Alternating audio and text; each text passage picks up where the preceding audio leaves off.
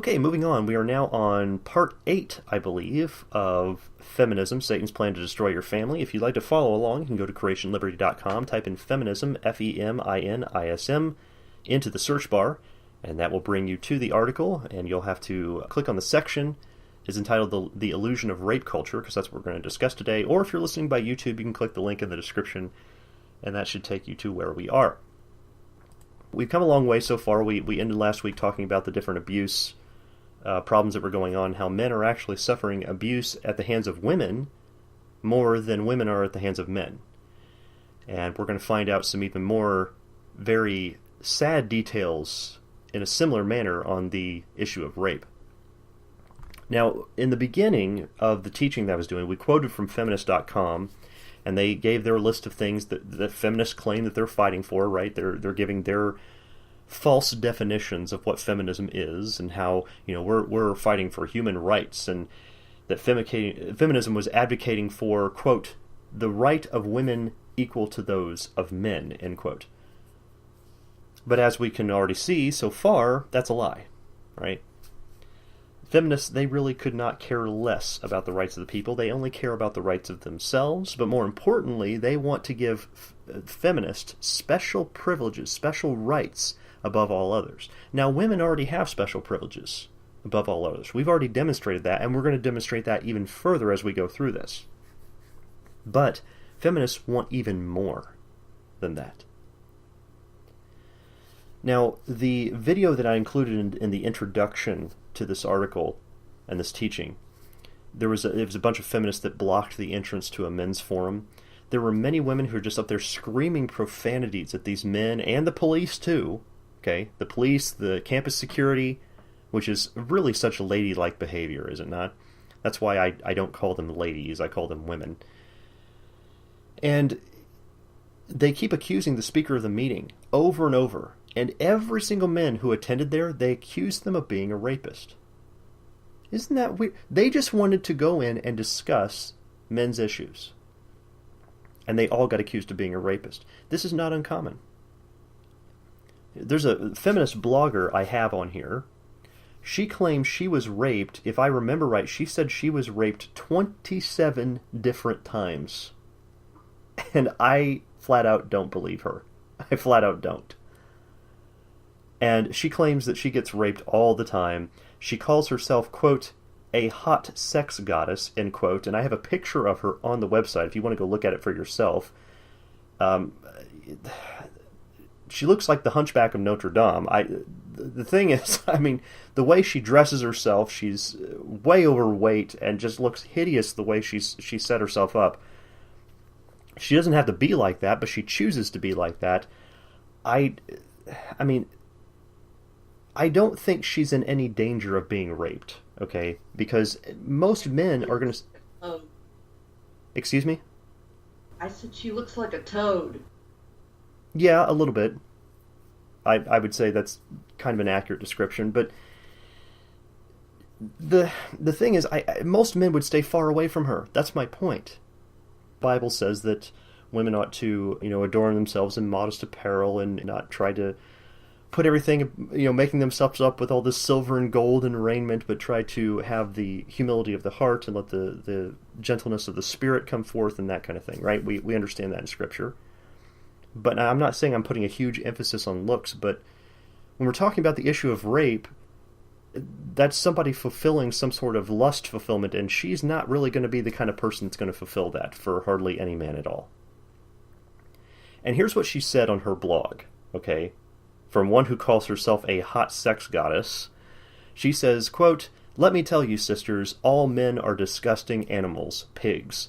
Every time a man sees a woman, he undresses her in his mind, and that is the first offense." Really? Every time? Now she's making a general accusation. Every time for all men.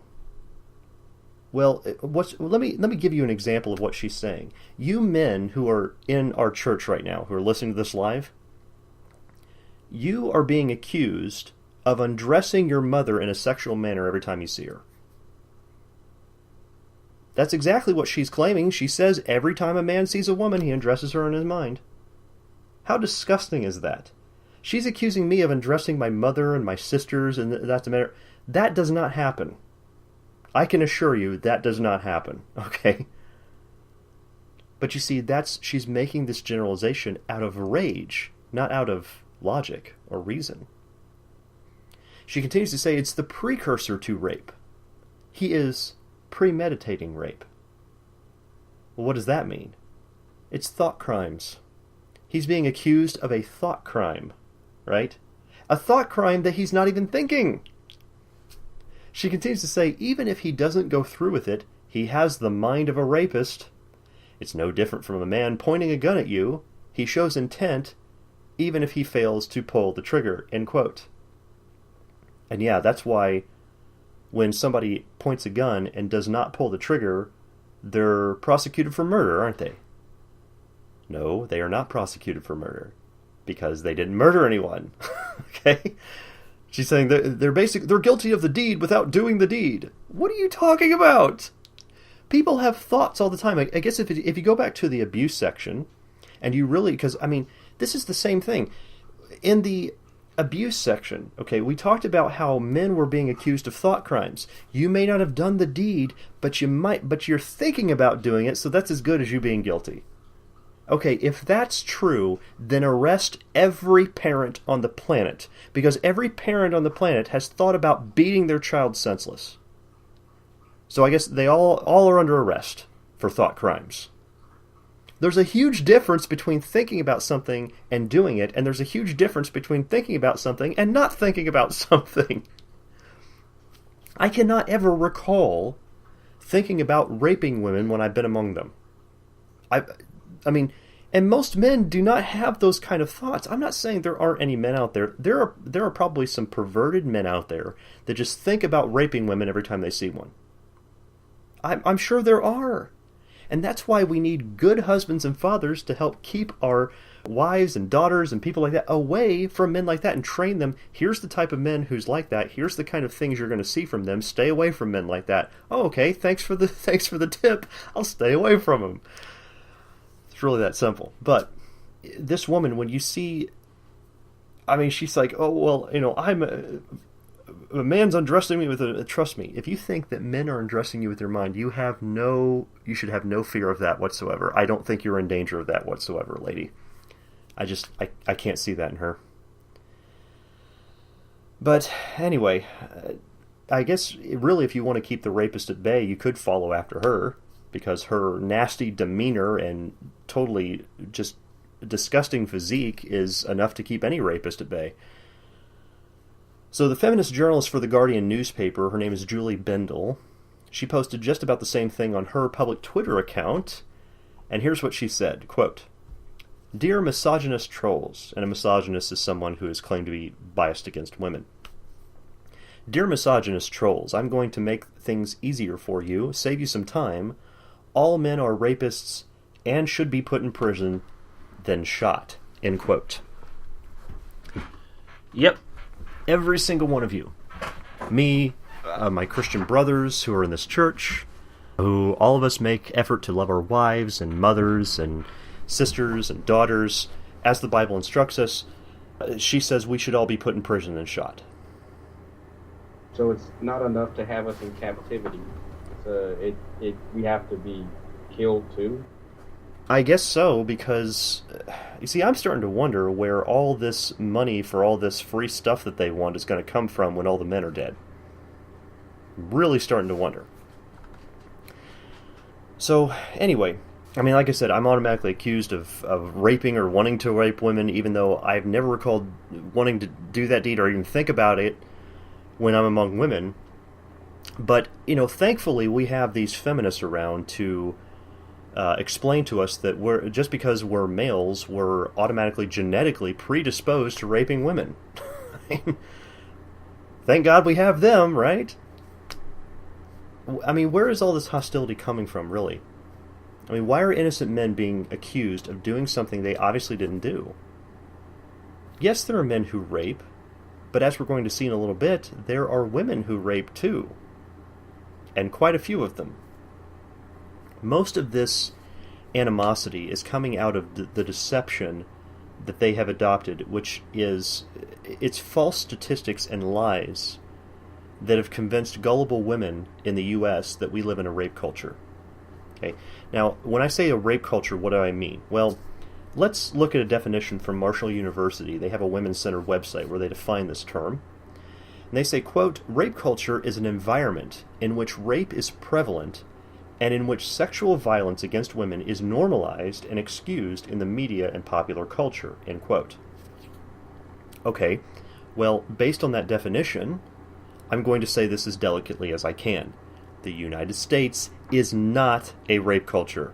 That's the most delicate way I know how to say it, because I know these feminists, you have to really handle them gently and pat their heads, because they can't actually deal with facts. Well, I mean, in the U.S., rape is not prevalent. It is not normalized. It is not excused by our government and our media and our school systems. The fact that a feminist would try to convince people that we're in a rape culture only shows what evil, wicked liars they are, and I want everybody to see the facts. Here are the facts from an Indian journal of psychiatry, because they give some examples in their writing of what a true rape culture is like, because they've investigated societies in their own country, like India, and societies next door to them, like Africa, right? And they said, quote, "Various cultures describe certain forms of sexual violence that are condemned and other forms that may be tolerated to a degree.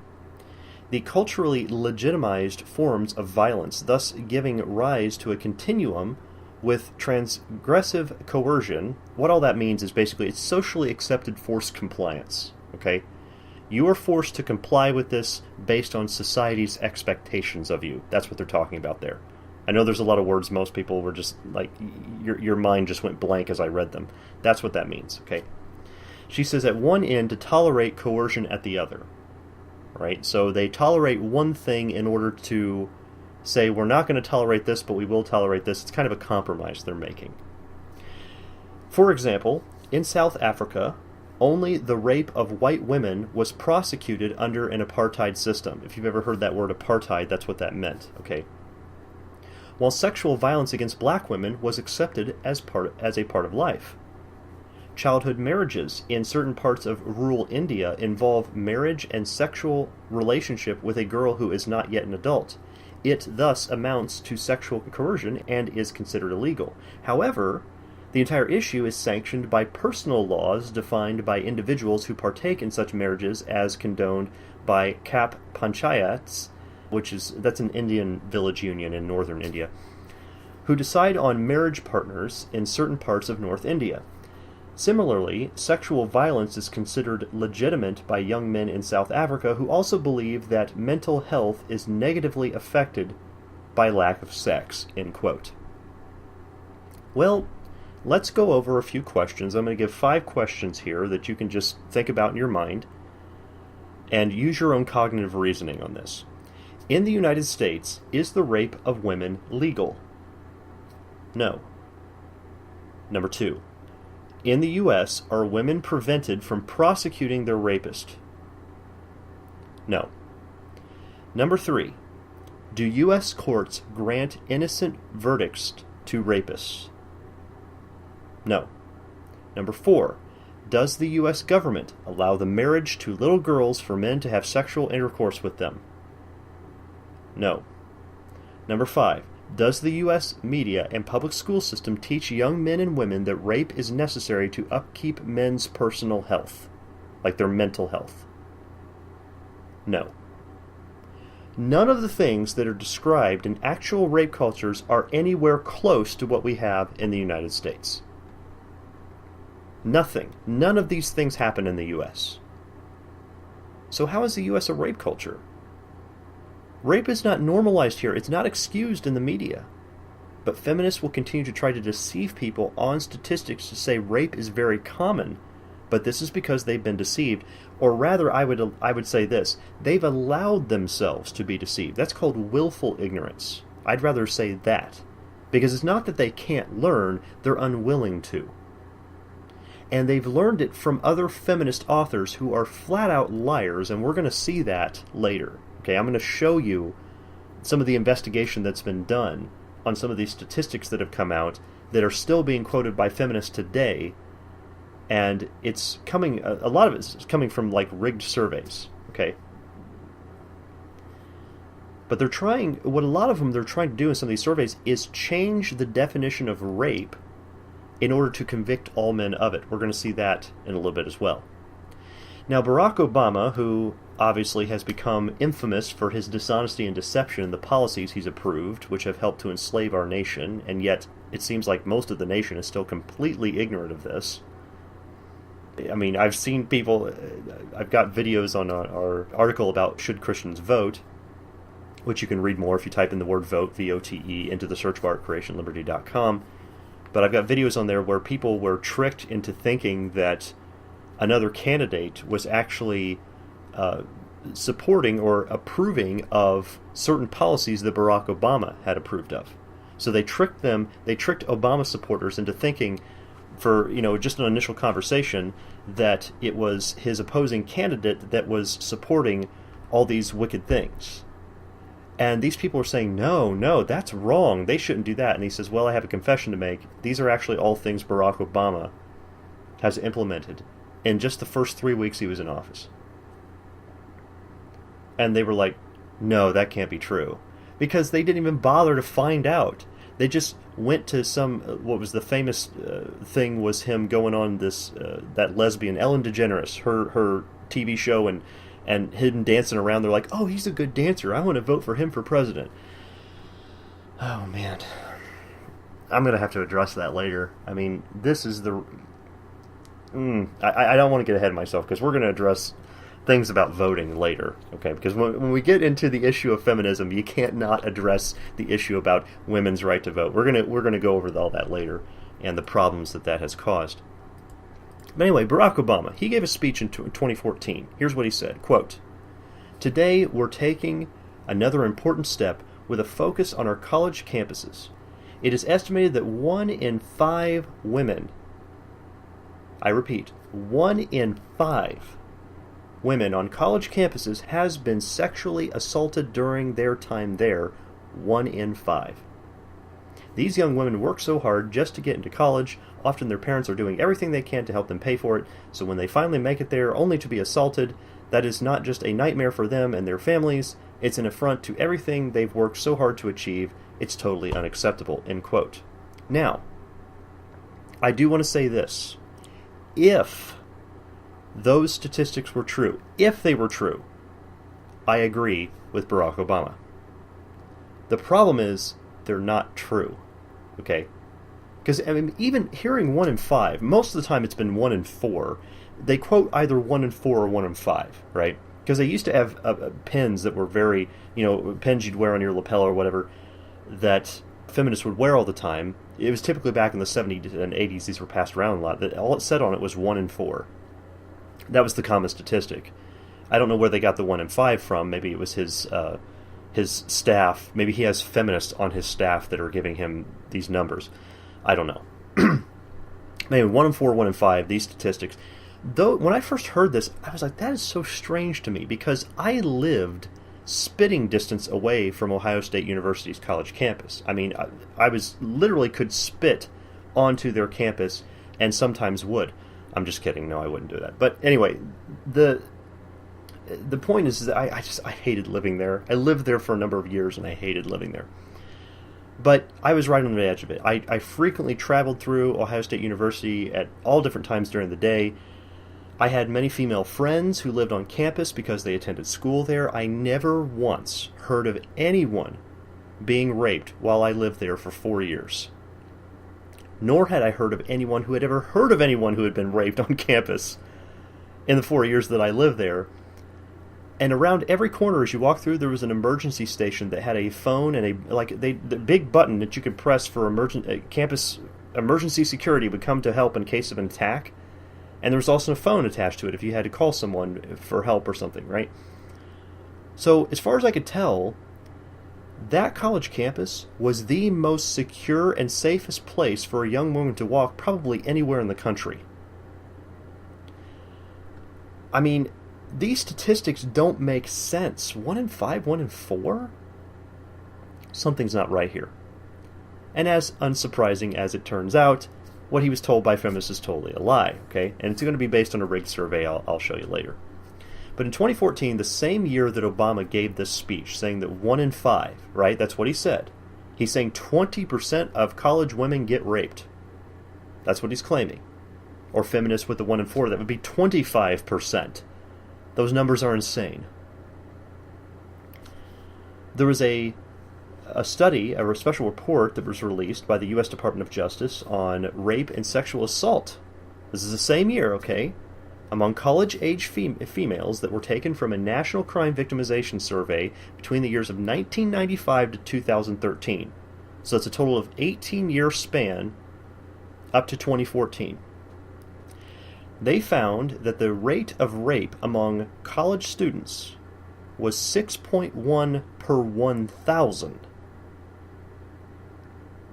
I mean, so what this means is that Obama is saying that there's a 20% rape rate among college students, when in reality there was a 0.6% rape rate, which is 1 in 164, not 1 in 5. Now, of course, you're going to have the feminists will say, well, any number above 0 is not right. I agree, but you can't eliminate all crime from a society. It doesn't happen. That's why we need a government in the first place. But I'm saying that if you have a particular crime and your rate of that crime in the country is 0.6%, you're doing really well. I mean, incredibly well. Could you imagine murder rates in this country only being 0.6%? That would actually be very, very low. Theft rates. Let's go to theft. Could you imagine theft rates being 0.6% in this country? Only 0.6% of people experience having somebody steal something from them. That would be incredibly good. That would be a near utopian society, right? So it's also interesting to note that according to the same study from the U.S. Department of Justice, it said, quote, for both college students and non-students, the offender was known to the victim in about 80% of rape and sexual assault victimizations, end quote. Okay, so what does that mean? Well, typically when we think of a woman being raped on campus, what do we think of? Well, the average person thinks of, okay, she's been studying real hard in the computer lab, right? And she's going home with all her books in hand and her bag and everything, and she's got her hands full, and she's trotting back to her dorm or whatever it is, right? And there's a man, he's wearing all black, he's hiding in the bushes with like a black stocking over his face, right? And he jumps out and grabs her and rapes her on the middle of campus. What they're saying is that the offender was known to the victim of about 80% of rape and sexual assault victimization. So it's not just some random stranger just jumping out in the middle of the night in the bushes and doing this, which is the exact impression that we're given. This is happening by people they know. Then they continue to point out, same study, quote, most, they said 51%, student rape and sexual assault victimizations occurred while the victim was pursuing leisure activities away from home, end quote. Not on campus. Okay, not in the dorms and on campus and in their study area. That's not where this is taking place. Most of them are taking place while they're out drinking and partying in a place that's not on campus. So really, when you stop and consider that there's only a 0.6% rate of rape among college student women, okay, 1 in 164. Then, of those that actually happen, 80% of them, it happened between people that knew each other. And most of those that knew each other, it was happening while they were out doing something like partying and drinking and being stupid, things they shouldn't have been doing in the first place, and not being aware of what dangers that they're letting themselves get into. Which means most rape is happening from women not taking proper precautions. Really, if you start to calculate out the entire thing, the scenario in which the stranger wearing all black jumps out of the bushes to capture and rape a woman walking at home through campus in the middle of the night, that type of situation is more 1 in 1,600 students when you take into consideration that only 1 in 5 rapes are strangers, and only half of those could be categorized in transit, which are not pursuing leisure activities. These numbers are far, far lower than feminists would actually lead us to believe. But they continue to deceive the public with fake, made-up statistics, because after all, if they're read by a really fancy reporter on a television screen, everybody seems to believe it. Because we're really smart here in America, aren't we? I don't mean to cut you off, and I know you're probably going to get into this already, but when being in the Army, when we are going through our classes about rape and what happens, they tell us that most rapes are done by people that are known between the victim and whoever it is that's causing it. Mm-hmm. So you're right. That's one thing that that has so far rung true as far as that I've experienced anyway. Right. Now, even it's not just the that's a really good point that you made. It's not just the military either. Other places where they train people on this, whether it's you're working some sort of with the police or with any other institution that's training on that, most of them will tell you, yes, this is where they happen, because statistically they understand this, but yet people still seem to believe the media lie. In fact, because I have known women who have been raped and sexually abused. I've known them. Every instance that they've talked to me about, this was from family and friends. Every single time. I've never had an instance where a woman was raped by some stranger in the middle of nowhere and she had no idea who it was. It was and the situations that they were in, it was either the sad situation of a family member doing that to a child. I've known women where that's happened before, and that's a really sad state of affairs. Okay, but the other instances where it's happened, it was like I've talked to girls where they would either be under the influence of alcohol or drugs and put themselves into a vulnerable situation where they made a conscious decision to do that stuff and then ended up in a rape situation. So most rapes can be prevented just by taking very basic precautions of not doing stupid things.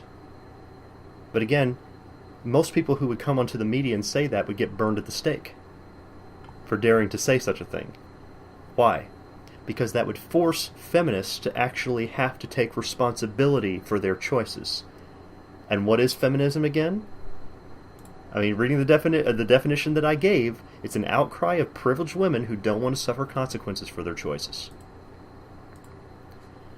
So, the feminist author, Jessica Valenti, in a blog post she wrote called America's Rape Problem, We Refuse to Admit That There Is One, that's what she claims, which very conveniently had no statistics on it.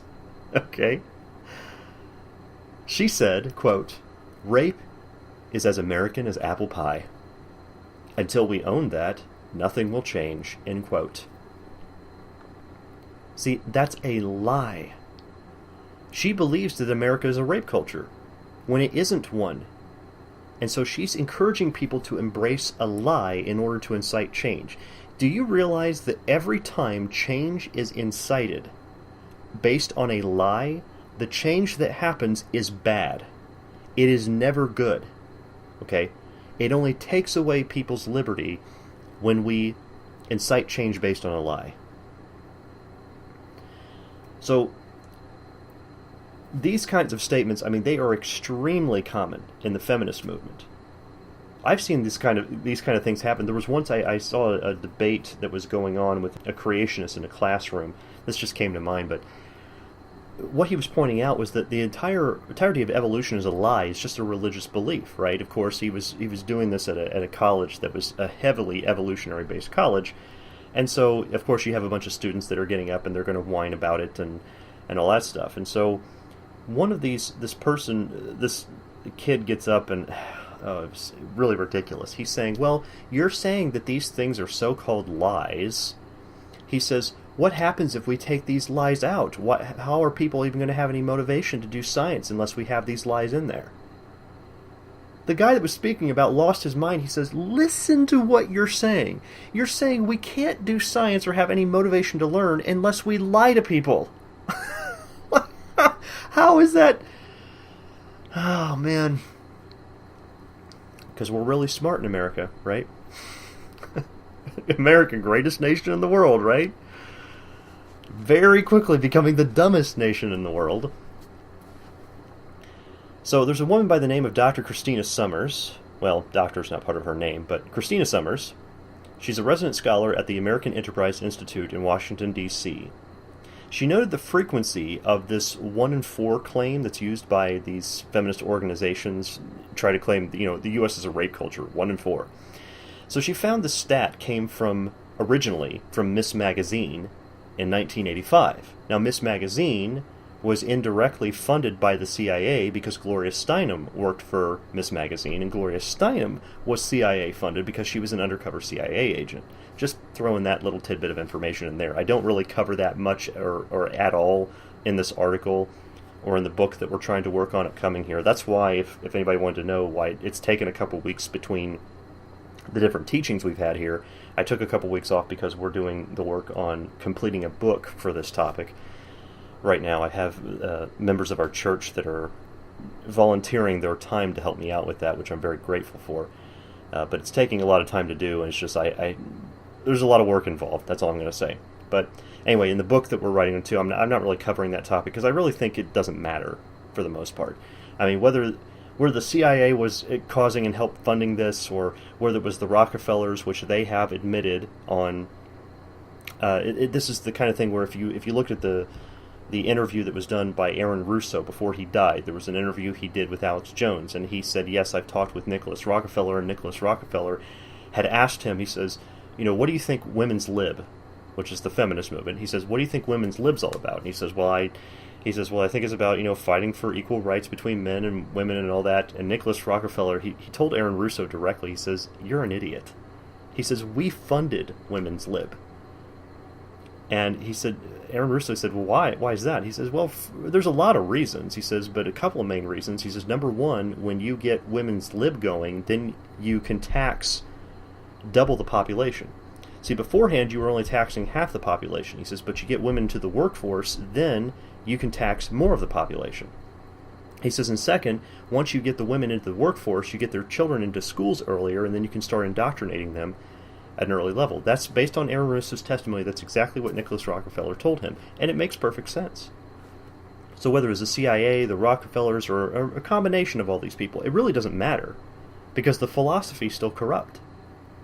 It doesn't really matter who starts it, it's still corrupted. And the fact that wicked men have put it into place is still not going to change the fact that the philosophy is there and that we need to fight it from a biblical standpoint. Not of, okay, if we expose the conspiracy, that'll fix everything. No, it won't, okay? Because the Lord Jesus Christ needs to open people's eyes.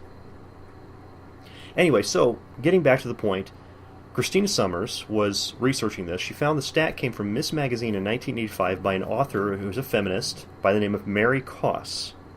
Because, of course, I said who was a feminist, because Miss Magazine is a feminist magazine. You can't not be a feminist and write for Miss Magazine. But Mary Koss was, at the time, a professor of psychology at Kent State University in Ohio. Now, this is from Summers' book called Who Stole Feminism? She said, quote, 1 in 4 has since become the official figure on women's rape victimization cited in women's studies departments, rape crisis centers, women's magazines, and on protest buttons and posters. Suzanne Faludi defended it in a Newsweek story on sexual correctness. Naomi Wolf refers to it in the Beauty Myth, calculating that acquaintance rape is more common than left-handedness, alcoholism, and heart attacks. 1 in 4 is chanted in Take Back the Night processions, and it is the number given in the date rape brochures handed out at freshman orientation at colleges and universities around the country. Politicians, from Senator Joseph Biden of Delaware, a Democrat, to Republican Congressman Jim Ramstad of Minnesota, cite it regularly, and it is the primary reason for the Title IV Safe Campuses for Women provision of Violence Against Women Act of 1993, which provides $20 million to combat rape on campuses. Now, first of all, her book was written back in 1995, so when it says Senator Joe Biden, that's why it's talking about that, because he moves on to do other things. But this is, in 1993, she said that they provided $20 million to combat rape on college campuses. What does that mean? That means that, and even since then, there's been more and more money and funding that's been given to that stuff because of feminists yowling, about all their false rape statistics. But that means that based on a lie, that money is coming out of your paychecks. Those of you in America, if you're working and earning a paycheck, they are spending that money that you're giving them on a lie, which I'm sure is going to upset a few people. She continues to say, when Neil Gilbert, a professor at Berkeley School of Social Welfare, first read the 1 in 4 figure in the school newspaper, he was convinced it could not be accurate. The results did not tally with the findings of almost all previous research on rape. Now, I do want to make a comment here and say that that's exactly what I thought when I read that. Okay, I mentioned that earlier, but that's the same thing that this professor of social welfare and all that at this college was thinking when he read this is the same thing I was thinking. It just doesn't match up with what we've seen. I mean, that's what I said. I've talked with those who have been abused and raped, and this is not happening the way they're claiming it's happening. See, the problem is that feminists keep regurgitating these stats, and the stats aren't actually about rape, which is what I'm about to show you. They're actually about regret after they commit fornication and adultery. They have sex with consent and then regret it afterwards. So Summers continues to say, when he read the study, he was able to see where the high figures came from and why Mary Koss's 1985 Miss Magazine approach was unsound. He noticed, for example, that Koss and her colleagues counted as victims of rape any respondent who answered yes to the question, have you had sexual intercourse when you didn't want to because a man gave you alcohol or drugs? That's an interesting question. Have you ever had sexual intercourse when you didn't want to because a man gave you alcohol or drugs? See, the alcohol or drugs, they loosened her up a little bit, right? And so Summers continues to say, that opened the door wide to regarding as a rape victim anyone who regretted her liaison of the previous night. If your date mixes a pitcher of margaritas and encourages you to drink with him and you accept a drink, have you been administered an intoxicant? And has your judgment been impaired? Certainly, if you pass out and are molested, one would call it rape.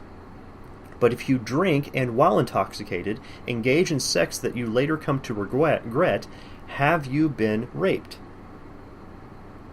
Koss does not address these questions specifically. She merely counts your date as a rapist and you as a rape statistic if you drank with your date and regret having had sex with him. End quote.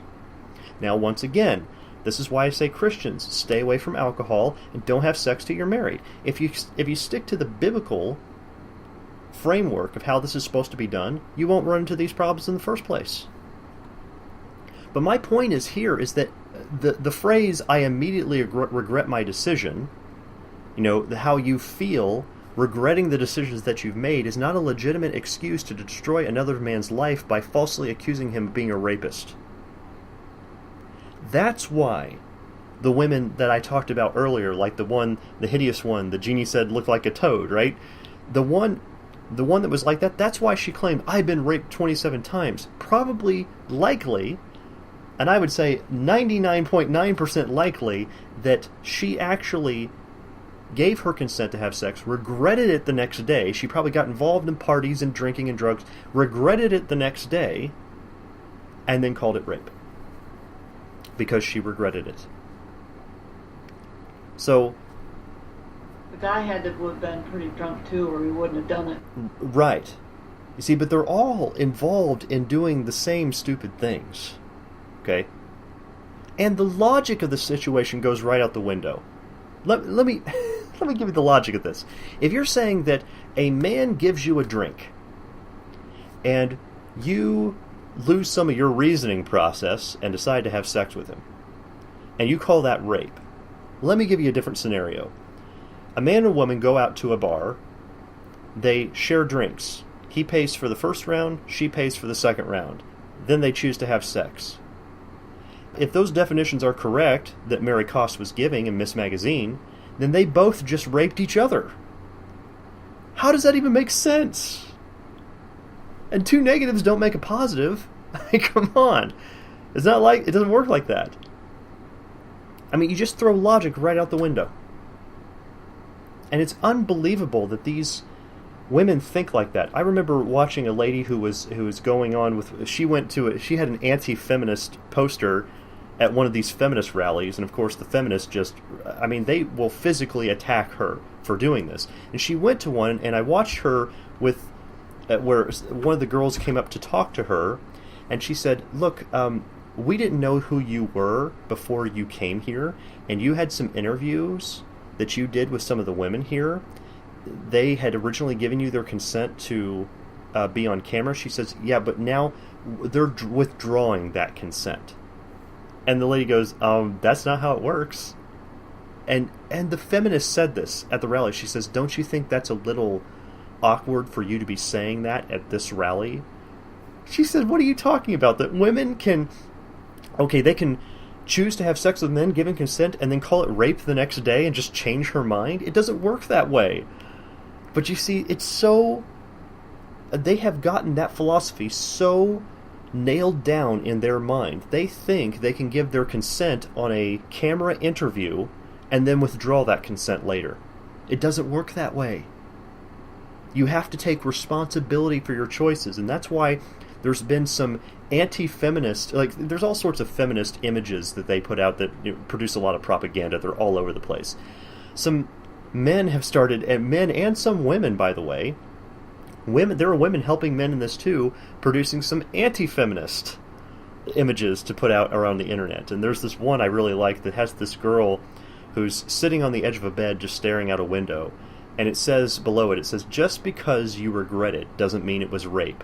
No one else is responsible for your decisions. Don't be that girl. I really like that one. No one else is responsible for your decisions. That's correct. But there's another one. It looks like it's somebody's girlfriend who is willing to hold up this sign. And the sign says, I need feminism because no means no, but sometimes yes doesn't mean yes. Think about that one for a while.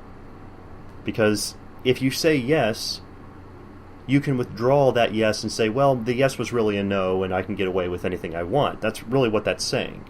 Okay? Now, I do want to point out, as a side note, a problem with drunk driving advertisements, because a lot of these drunk driving advertisements, very few actually portray women. Sometimes they do portray women as the driver, but most of the time, if women are in a drunk driving PSA, which is a public service announcement that they put out, most of the time, it's not women who are the drivers, it's women who are the victims. Now, a lot of that is because the statistics have shown that 85% of DUIs, now a DUI means driving under the influence, and that means under the influence of alcohol or drugs, something like that. But 85% of DUI arrests are male. And so feminists jump on this and say, well, this is a male problem. Oh, wait a second. They don't stop and consider what women do. Okay? Now, I'm not defending anybody who's a drunk driver here, okay? My own parents were almost killed by a drunk driver when I was younger, all right? I'm not defending anybody who drinks and drives drunk. I think they should be prosecuted to the full extent of the law every time they do that, because that is a really stupid decision. You are endangering men, women, and children. You are destroying families by doing those things. You are putting a lot of people at risk. So anyway, I'm my personal stance on it, I think the government should be extremely strict with all drunk drivers, hands down, without mercy on that issue, because that's ridiculous that they would do something like that. You make a simple choice that you want to have some pleasure in something you're doing while potentially putting the lives of other people at risk over it. That's just ridiculous. Anyway, so the problem, they say, oh, this is a strictly male problem. Women typically do not drive themselves, okay? They don't get in their car, drive by themselves to a bar, and go to a bar that way. That almost never happens. Women typically travel in groups. They will go to a bar or someplace like that because, folks, this is how fornication really happens, okay? I never got into this stuff, but there are a lot of people who do. It took me many years to figure out that's how they're doing it. They just go to bars. They drink with each other to get loosened up a little bit, and then they go home and have sex with each other. This is the way they do that. They go to these nightclubs and things like that. That's how they do it. So that's why the nightclubs, the bars, and things like that, that's the typical reason that most of the time they say, well, Christians oughtn't to even be going into those places. I think I could agree with that, simply because there is almost no instance in which you're going to be going into a place like that. The only reason you might go in is if you're trying to pick up someone who is completely drunk and you're trying to prevent them from driving home that way so that they don't endanger other people, and you go in to try to pick them up and get them out of there. Then going in there is probably a legitimate reason. Outside of that, I could see no legitimate reason that any Christian would be even going into a place like that, because there's really no point. The only purpose to go into a place like that is to get drunk and have sex. That's what they're doing. So, what is not considered in these statistics is that there's typically a woman in the passenger seat. I'm not saying that in every instance there's always a woman in the passenger seat, but she's usually there, okay? Because they go to all the women get together, they go as a group, they'll often take a cab, or somebody else will drive them in there, and then they go home with a man who has a car. Now, the man is driving drunk, and also I'd like to point out that if she's in the passenger seat, she is aiding and abetting a crime, because it is criminal to be driving drunk, and she is aiding and abetting him. Yet, she is not prosecuted. Because after all, female privilege, right? Or is it male privilege? I don't know. Women often get off on easier sentences. Remember, we've already covered that. They get less sentencing for the same crimes as a man, very often. They don't take as harsh a punishment as men do in most cases. Men they're hammered down on, but women not so much, okay? They're given more passes, they're treated gentler, all that kind of thing, because of male privilege or female privilege? You tell me. But there are African men who get arrested, blacks, Hispanics, Mexicans, all that stuff. They get arrested for drunk driving. But the public service announcements, if you actually go research them, most of them that are paid for by tax dollars, they're always targeting white males. And see, and the reason for that is because if you target a white male for drunk driving, then nobody's offended, right? Because after all, white males can't be offended by anything. There's just public outrage for racism and sexism if you put black men or Mexican men or anything like that. Then, you see, if you just target the white male, nobody gets fired for attacking or shaming white men. That's why a lot of that doesn't happen. Now, I'm not saying it never happens. Yes, they are portrayed sometimes, but usually if you have a black man, you have to portray a white man next to him to make it fair, right? Okay. Now, on the website, I even provided images I just took screenshots of these different public service announcements for drunk driving, and of all the ones I found, I looked up about 10. I just found the first ones I could find on places like YouTube.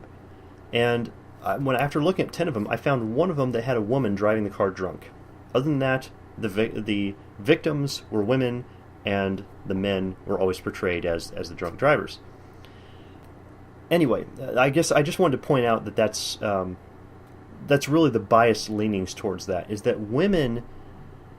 Look, there's a reason why, and, you have these different bars, and they have like a Thursday night is ladies' night. What does that mean? Well, the first drink for women is free.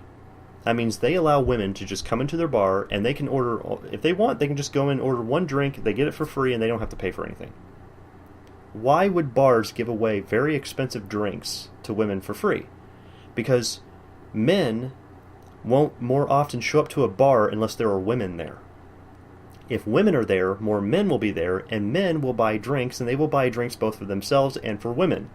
See, the bars are trying to pander to women only because really they're trying to pander to men. They're not really trying, it's indirectly to women, it's directly to men because men most of the time pay for all the drinks, right? That's the way it works. There's a reason they have that, because they want women there so the men will get drunk with them and pay for their product. So, what's happening to these women? You think that all fornication just happens by men by themselves? Or are there women involved? There are women involved. There are women involved in these different instances. There are women involved all the time, but often they're in the passenger seat, so they're not the one that's prosecuted. And that's why you see 85% of DUIs being put on men. And that's something that's not really calculated out in statistics on those things. But again, going back to Christina Summers and her book, she goes on to point out that only 25% of the surveyed women considered the incident as rape. Now, wait a second. What? That's right. Of all the women who were surveyed in that study, who had said, well, yeah, we have, where they got that 1 in 4 statistic from, 75% of those women did not consider it to be rape when they were questioned. They just said, yeah, I regretted having a liaison with a man after he gave me alcohol or drugs, but it wasn't rape. Yet they counted it as rape. This is where these statistics are coming from. And of that, only 25% of women who said it was rape. 40% of those who said it was rape, they chose to have sex with the accused man later afterwards. That's right. Continued sexual intercourse is not a normal relationship pattern for a rape victim to develop with her rapist. Yet, they went back for more. The stats are loaded. This whole survey was rigged in order to come up with this 1 in 4. They had to really twist and manipulate this to the full extent to even get 1 in 4. But again, if it helps further the agenda of these perverted feminists who don't want to take responsibility for their actions, well, I guess then it's okay, right? Because male privilege. It's men's privilege to be lied about and accused of things they didn't do. It's their privilege. Again, feminism, the feminist movement in general, is an outcry of privileged women who don't want to suffer consequences for their choices. I mean, for feminists to claim that somehow, and this is one I really want to address, that involvement of alcohol somehow automatically excludes her from any kind of moral responsibility is completely insane. That doesn't coincide with any known law or regulation at all. Let's say a female driver crashes her car into another driver's car. That's bad and there are consequences. You're going to have to pay money out, but let's say she crashes her car into another driver's car while intoxicated. That is really bad, and there are far greater consequences.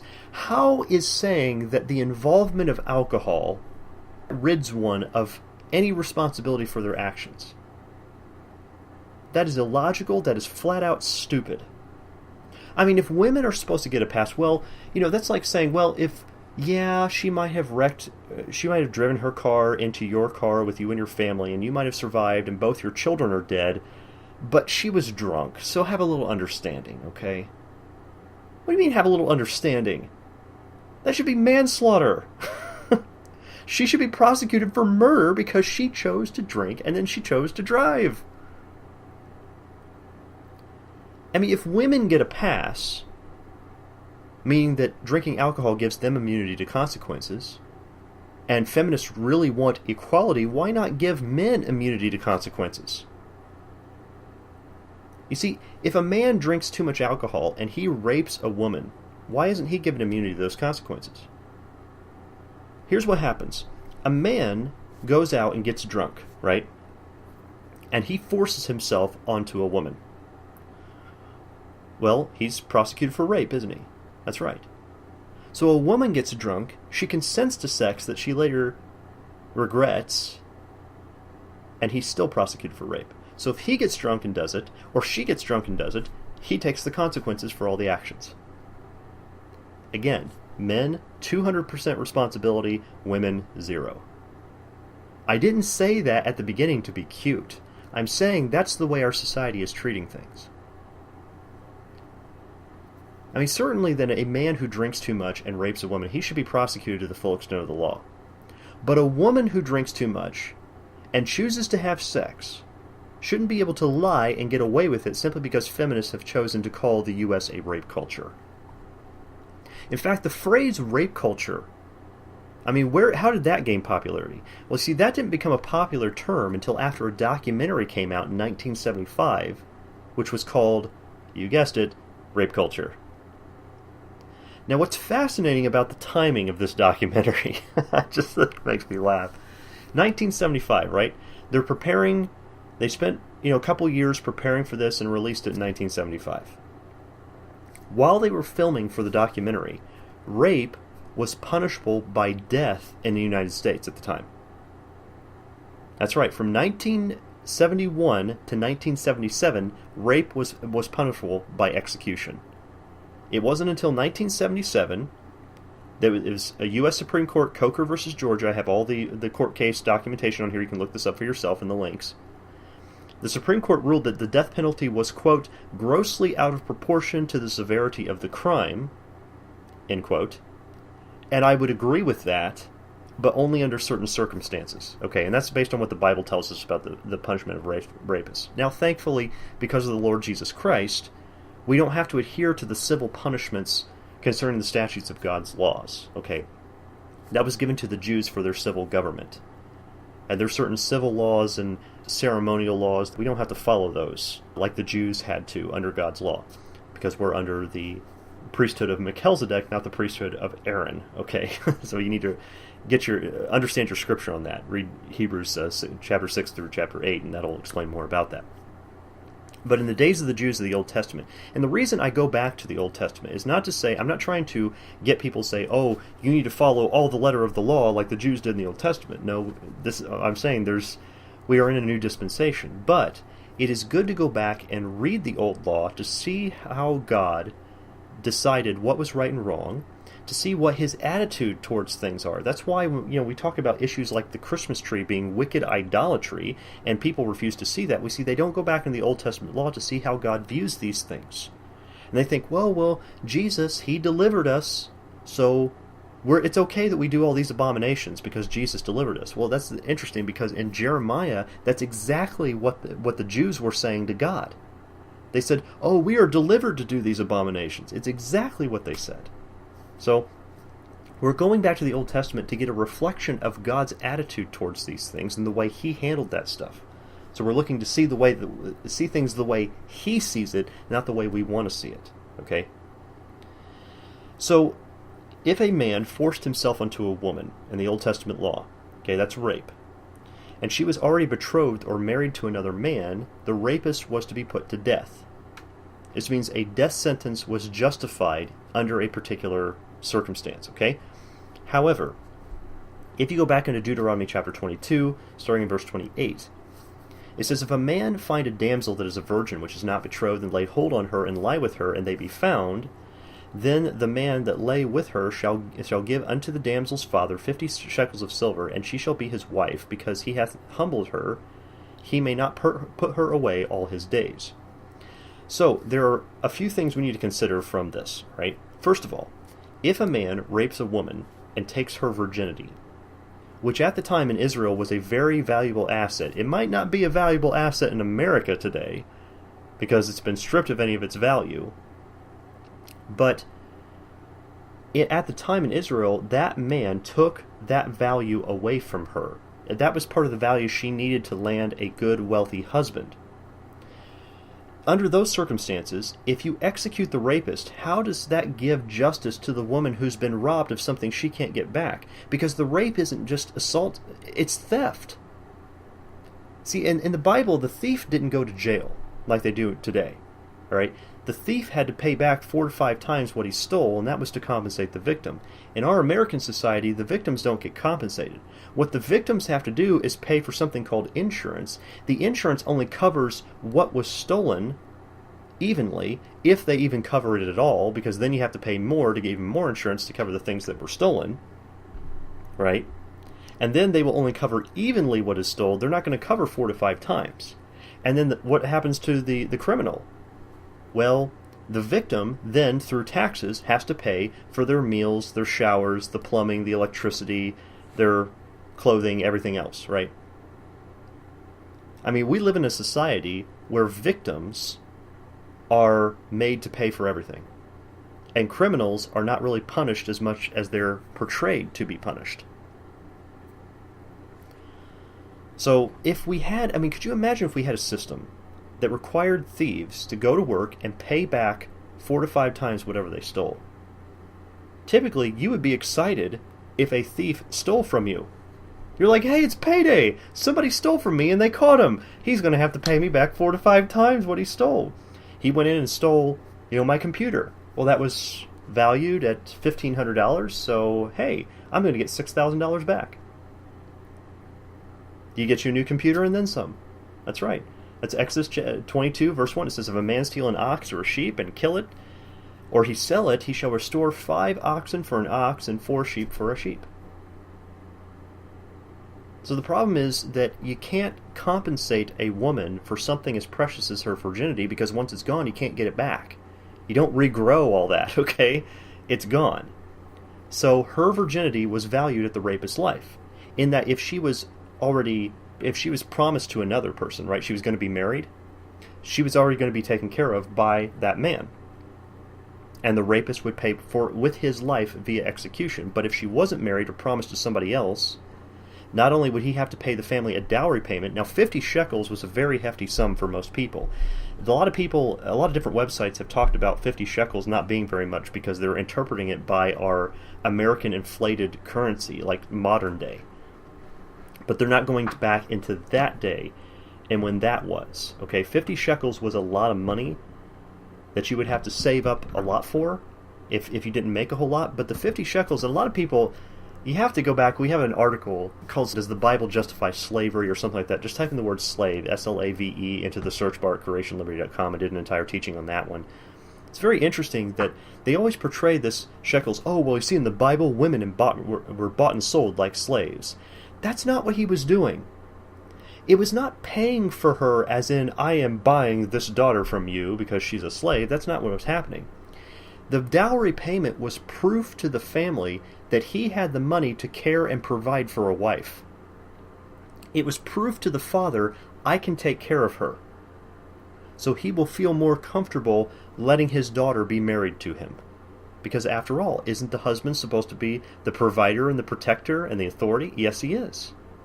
So it's evidence of that. He's providing evidence that he can do those things. And most of the time, at the time, it's not like the woman has to provide evidence that she can bear children, because it's what they're designed to do. So, and many of them back then were taught to be good wives and things like that. But he needed to provide evidence that he was at a station in his life where he could afford to give 50 shekels to bring in a wife that he was going to have to pay for. All right, because if he was already going to have to pay and provide for her, 50 shekels extra on top of that he could afford, that shows he can take care of her and take care of a family. So, anyway, what that meant is that he would have to, if she wasn't betrothed to anybody else, he would have to pay the dowry payment for her, he would have to marry her, care for her, provide for her for the remainder of his life, and, according to the law, he was unable to divorce her for any reason. Period. Don't think she's the one getting in the dangerous situation. He's the one getting in the dangerous situation. Okay? The rapist had to pay with his life one way or another. And sadly, our government doesn't punish rapists the same as thieves. Because, he doesn't make the attacker have to pay the woman for the rest of his life. That doesn't happen. That would deter a lot of crime. It really would. However, what happens is that he goes to prison, and then guess who pays for his clothing, food, electricity, plumbing, and all that? She does. Through her taxes that come directly out of her paycheck, that the government forces out of her paycheck, she is forced to pay for her rapist. That's the system of government we currently have. But it's going to get even worse when we get over to men, when we talk about men on this issue. Because even then, if we were lived in such a rape culture, first of all, I have to reemphasize this again. If we lived in this so-called patriarchy that was dominating women and objectifying women and didn't care about women getting raped and we were in a rape culture, then why did the federal government in 16 states declare that the punishment for rape was execution in 1971? Why? I mean, in a rape culture, rape is not punishable by execution. But yet, these feminists created a propaganda piece called rape culture, which convinced an entire nation to lose its mind. Why would a male patriarchy pass laws that would give harsher punishments on themselves if they were caught raping someone? That doesn't make any sense. And the reason it makes no sense is because feminists are lying both to us and to themselves. They're deceiving themselves to say that the U.S. is a rape culture. They want it to be a rape culture. Why? Because if it's a rape culture, then they have a reason to whine and cry and whine and cry. They need a reason to remain feminists. Because if they actually look at the statistics and look at what's actually happening, they have no reason to be feminists at all. And that's what scares them. Because some of these women have dedicated their entire lives to feminism.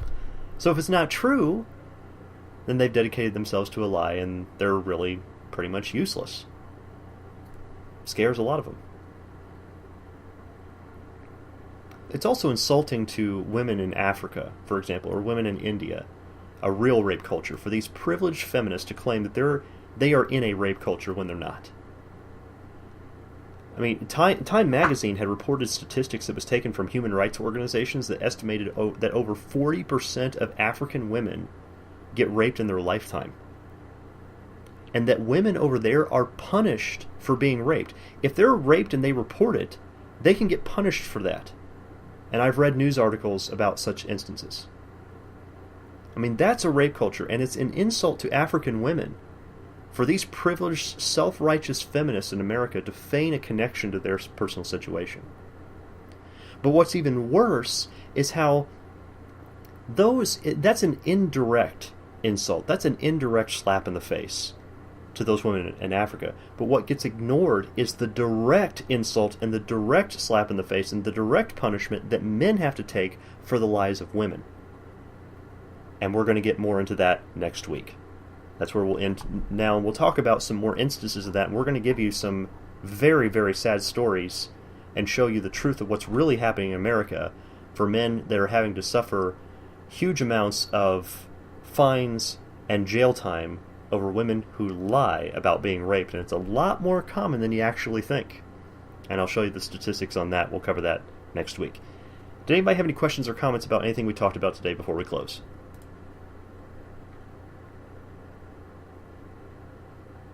Well, thanks for joining us, everybody, this week, and may the Lord Jesus Christ bless you all as you keep on studying His Word and seek to glorify Him in all that you say and do, and God willing, we will see you next week.